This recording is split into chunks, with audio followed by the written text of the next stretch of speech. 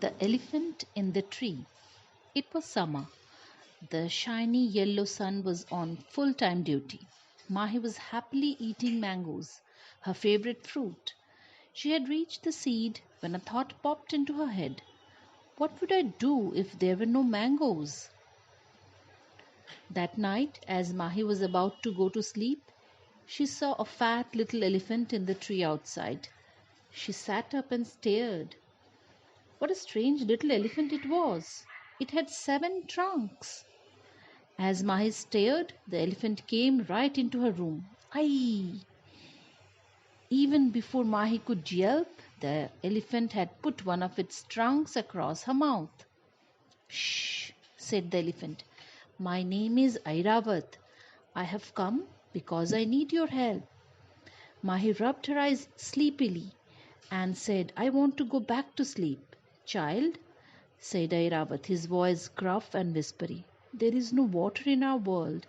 The tree of life, which breathes life into all things, is sick. Please help me, save her. Mahi thought for a while. Then she sat up. How can I help? She asked. You'll have to come with me, Airavat said as he gently sucked her into one of his 7 trunks. Wee ma! Squeaked Mahi as everything around her turned dark. Afraid and weepy, she walked and walked and walked to the most amazing world she had ever seen. Everything was brown, the sky, the air, everything. And floating on pale brown clouds stood a tree that must have been beautiful once. But now it had no leaves and no flowers. It looked very sad. Quick, said Airavat, we have to work really hard and really fast. One night of yours is equal to 1,000 of our nights. So if we start planting trees right away and watering them, we could make rains and save the beautiful tree of life, said Mahi, clapping her hands. So they set to work, Mahi and Airavat. First they planted trees, and they planted and planted and planted.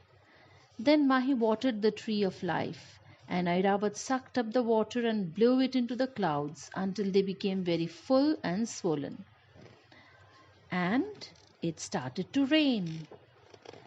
Round raindrops, shimmering with all the colors of a rainbow, started to fall around them. Slowly the tree of life woke up. It grew leaves, flowers, and 100 magical fruits. And then animals and birds started growing, and people too. Soon there were little houses, rivers, and mountains on its branches. A new world started forming right before Mahi's very eyes. She turned to Airavat and stared in surprise. He looked so different. He was pale green too, and his body was covered with little green leaves and flowers. Yes, our magic is working, smiled Airavat. At last it was over. Airavat flopped to the ground, tired. Mahi did too. Oh, so that's how we get rain, said Mahi. How silly you are, laughed Airavat. It's the trees, explained Airavat. Every time a tree is born, the tree of life breathes her into magic, and together they make rain. I go around your world and teach all the trees how to use the magic that she breathes into them. Don't you do so now? Said Mahi. No, because there are so few trees on earth now. Don't be sad, said Mahi. We can work together. Airavat, you and me. I can go around with you every night planting trees. And we can show people how to use tree magic to make rain, Airavat added. And we can save both our worlds. What fun, said Mahi as she flew back home with Airavat. Through the holidays, Mahi planted the seed of each mango that she ate. And every night Airavat came and took her to places far and away. And her friends joined in too. They watered the plants every day. We'll have a shady mango tree with yellow-green mangoes, they said.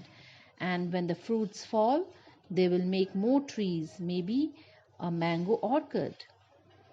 When her school reopened, a happy Mahi walked into school. When her hands flew to her mouth in surprise, on the wall was the tree of life. Airavat was there too, as real can be. As she watched, it started to rain in Airavat's world. There was flurry of pattering feet. Airavat winked at Mahi. Mahi winked happily back.